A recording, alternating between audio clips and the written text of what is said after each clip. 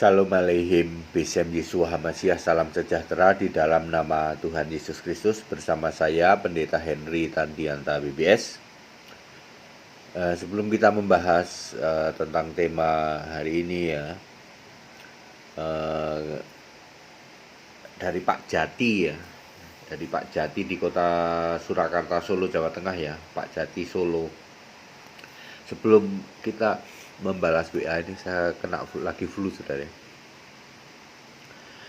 Kita mau informasikan bahwa nanti Januari 2021 semua tayangan kami adalah in English ya. In English dalam bahasa Inggris. Kita akan go universe, akan go around the world ya. Kita akan mendunia menyampaikan kebenaran Alkitab ya. Saudara bisa bayangkan kebenaran Alkitab yang disampaikan oleh Pendeta Henry Tandianta di Indonesia ini akan disampaikan ke seluruh dunia supaya semua tahu di dunia pun juga sama ya toh. Sama yo pada nggak ngerti juga tentang Alkitab saudara. Supaya ini membuktikan bahwa Pendeta Henry Tandianta memang saya tidak mau menyombongkan diri ya, tetapi memang diizinkan untuk membuka ini ya oleh Yesus yang saya sembah. Saya diizinkan untuk ini ya. Nanti kurang lebih akan ada hampir 200 ya. Kita akan ada paket pengajaran ya, Bible teaching ya, the Bible truth teaching ya. Jadi kebenaran Alkitab, pembelajaran tentang itu ya. Di samping itu ada tayangan-tayangan yang lain yang bisa di-share. Saudara yang punya kerabat di luar negeri, boleh kontak ke kami saudara ya, supaya nanti sebagai quote and quote dalam tanda petik penyalur, agen-agen nanti Anda share ke sana ya, ke luar negeri ya, ke teman-teman di luar negeri yang memakai, terutama yang negara-negara memakai bahasa Inggris ya. Di-share ke sana, nanti ketemu teman-teman itu ya, supaya apa? Kebenaran Alkitab itu dinyatakan ya. Kita sudah tidak saatnya lagi ya, saatnya lagi dibohongin, itu udah nggak zamannya lagi. Sekarang era canggih, semuanya bisa di-searching, semua bisa di-cross check ya.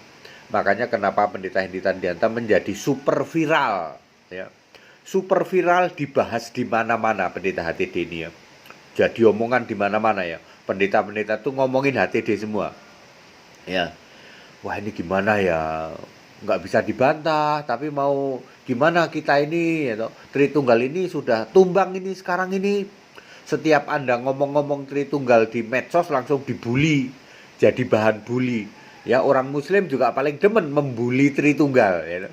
Dengan modal pemahaman tayangan-tayangan dari Pendeta HTD, orang Muslim tuh demen banget ya, Tritunggal dibully semua, jadi sasaran tembak, di medsos juga jadi sasaran tembak ya. Ya, ketahuan bohongnya, ketahuan belangnya, ketahuan penipuannya Tritunggal itu ya. Ya karena orang sudah tahu, oh cross check aja ke Alkitab, Allah itu esa. Ya, itu yang akan kita sebarkan to around the world, to universe, ke jagat raya ini. Nanti awal Januari 2019 ya. Kita sekarang punya waktu 2 bulan untuk menyusun. Selama 60 hari kurang lebih harus bikin 200 modul pengajaran ya. Ya, nanti tayangan sih sehari-hari ya, tayangan in English ya. Jadi saya sehari tiap hari bikin 3 sampai 4 video ya. Baik, Bapak Ibu Saudara, kita mau masuk dalam tema pertanyaan dari Pak Jati di Solo ya. Pertanyaannya sederhana tetapi belum tentu bisa dijawab ya. Tidak semua orang bisa jawab. Mengapa Abraham disebut orang Ibrani? Abram kenapa disebut orang Ibrani? Padahal waktu Abram hidup boro-boro Ibrani. Lawong Yakub aja belum lahir kan Abraham punya anak Abraham, Ishak, Yakub. Yang disebut Israel kan Yakub. Bahasanya orang Israel itu bahasa Ibrani. Lah Israelnya saja belum ada kok Abraham bisa disebut orang Ibrani coba. Ya. Ini pertanyaan Pak Jati ini bagus, tapi sebenarnya juga nggak sulit-sulit amat ya. Kalau kita mau lihat ayat Alkitab, jangan pakai tafsir tapi pakai ayat Alkitab. Baik, Kejadian 14 ayat 13. Kejadian 14 ayat 13. Lot ditawan, jadi tawanan perang. Lalu ada orang lapor ke Abraham, Abraham, itu saudaramu itu Lot itu ditahan tuh. Lapor kepada Abram orang Ibrani itu, loh kok aneh kok Abram disebut Ibrani, ya belum ada Israel kok sudah disebut Ibrani, ya. Di dalam Kejadian 14 ayat 13. Terus bagaimana penjelasannya ya? Kita cari tahu Abram itu berasal dari Ur Kasdim, yaitu Ur Kadis, yaitu Kejadian 11 ayat 28. Di manakah Ur Kasdim itu? Ur Kasdim adalah di Aram, Mesopotamia. Kejadian 24 ayat 10. Abram ini pernah ke Sikem, yakni pohon tarbantin di More. Di situ berdiam juga orang-orang Kanaan. Kejadian 12 ayat 6. Kalau kita melihat di dalam Deuteronomi 26 ayat 5 atau Ulangan 26 ayat 5, Bapakku dahulu seorang Aram, ini kalau in English a Syrian ready to perish, gitu. Syrian, jadi orang Aram itu orang Syria, gitu. Was my father, yang dimaksud Abram, and he went down into Egypt and sojourned there with a few. Dalam bahasa Indonesia, bapakku dahulu seorang Aram, tentu yang dimaksud Abram. Di dalam Ulangan 26 ayat 5, seorang pengembara, ia pergi ke Mesir dengan sedikit orang saja dan tinggal di sana sebagai orang asing. Ini linknya di dalam Kejadian 12 ayat 10. Nah, dari poin-poin yang saya sampaikan tadi, dapat diambil kesimpulan bahwa Abram itu memang orang Aram. Orang Aram, orang Mesopotamia, orang Ur Kasdim, orang Syria. Berbahasa Aram. Lalu pernah tinggal di Kanaan setidak-tidaknya selama 10 tahun. Kejadian 16 ayat 3, ya. Lalu di Mesopotamia itu dia punya pembantu yang namanya Hagar, yang nanti Hagar ini menjadi yang ngelahirin Ismail, ya. Jadi setidak-tidaknya 10 tahun di Mesopotamia, ya. Terus Abram ini tentu saja memakai bahasa Aram, bahasa Aramaik, bahasa orang Mesopotamia. Nah, bahasa Aram inilah cikal bakal bahasa Ibrani. Kalau kita melihat bahasa Aram zaman dulu, bahkan dibilang persis dengan Ibrani. Analoginya gini, saudara tahu namanya bahasa Melayu, ya. Kita ini dulu dibilang memakai bahasa Melayu loh. Sebelum Sumpah Pemuda kan kita dibilang bahasa Melayu. Lalu Sumpah Pemuda itu para pemuda mengatakan kami berbahasa satu bahasa Indonesia. Tapi sebelum bahasa Indonesia kita ini dibilang berbahasa Melayu, ya. Sama Melayu dengan Indonesia ya sama persis lah, dikit-dikit aja bedanya. Demikian pula Aram dengan Ibrani itu ya zaman dulu sama. Orang itu kalau berbahasa Aram ya sama dengan bahasa Ibrani gitu loh. Makanya Abram disebut orang Ibrani karena Abram juga berbahasa Aram. Aram adalah cikal bakal bahasa Ibrani. Ya, clear ya. Kalau kita melihat di dalam Matius 27 ayat 46, Yesus itu berteriak, Eli, Eli, lama sabatani. Eli itu bahasa Ibrani. Tetapi kalau kita melihat di dalam Markus 15 ayat 34, Yesus berteriak, Eloi, Eloi, itu bahasa Aram.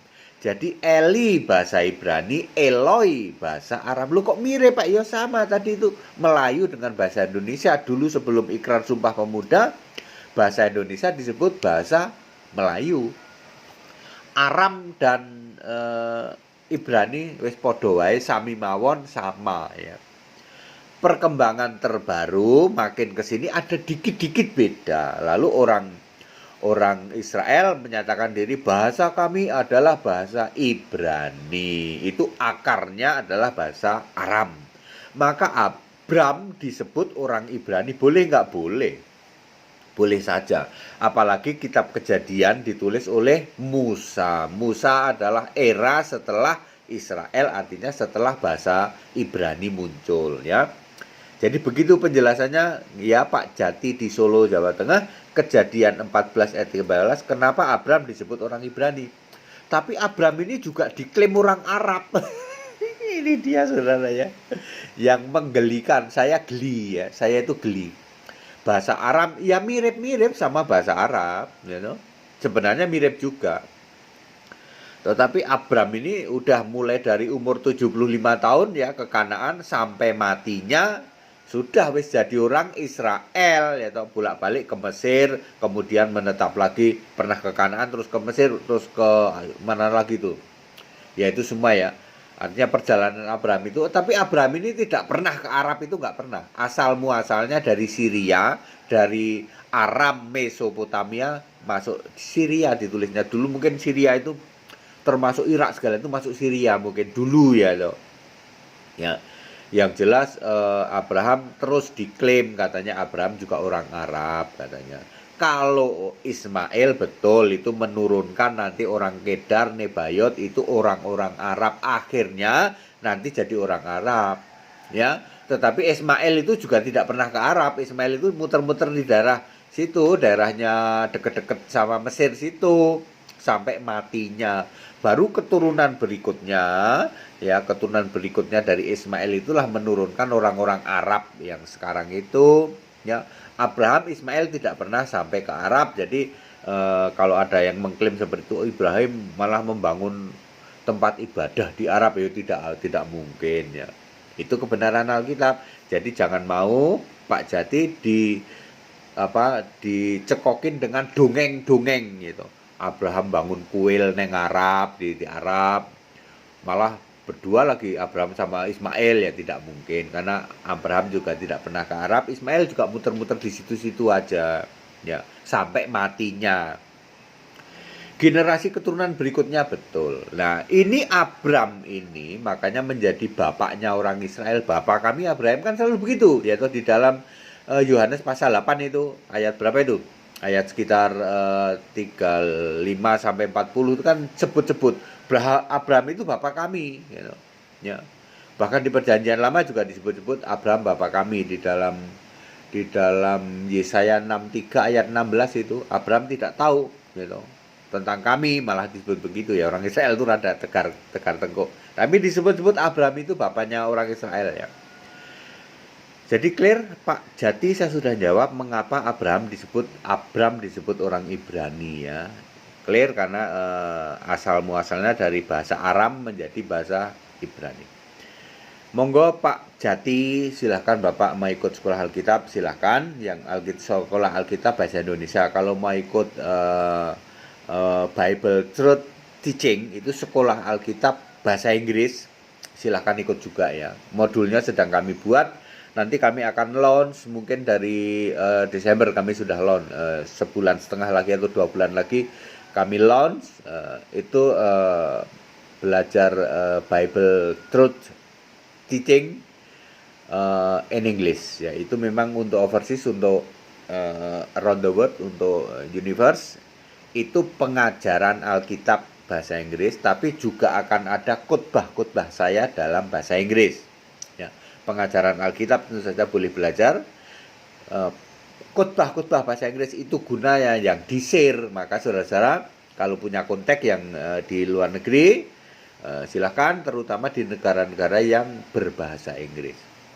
Monggo Pak Jati kalau mau ikut sekolah Alkitab biar paham seperti ini. Gunanya kita jadi orang Kristen itu kan harus selamat toh Pak Jati, harus selamat masuk surga. Jangan mau lagi, tidak bisa lagi orang Kristen itu dibodohin memakai ajaran-ajaran dongeng-dongeng gereja. Sudah tidak bisa lagi. Sekarang era canggih, semua harus dibuktikan gitu. Ngomong-ngomong Tritunggal zaman sekarang ya wis ora payu Pak. Sudah nggak laku ngomong-ngomong Tritunggal. Wis to para pendeta, stop ngomong Tritunggal. Ayo ngomong Allah itu esa, yaitu Yesus Kristus. Kita memakai pembuktian terbalik. Pegang dulu Yesus Allah, Yesus Tuhan, Yesus duduk di tata surga, Yesus disembah di surga. Baru kalian para pendeta dibuktikan terbalik. Lo nek sekarang Yesus Allah, sekarang Yesus Tuhan, sekarang Yesus juru selamat, sekarang Yesus itu yang disembah di surga, tidak ada Bapa di surga. Lalu Anda balik coba diurut ke sebelum-sebelumnya sampai perjanjian lama, mudah sekali nanti ya. Yang paling pasti ikut sekolah Alkitab, karena di tempat kami seperti itu ya. Tetap bersama saya, Pendeta Henry Tandianta BBS. Segala hormat kemuliaan untuk Yesus Allah yang benar. Haleluya.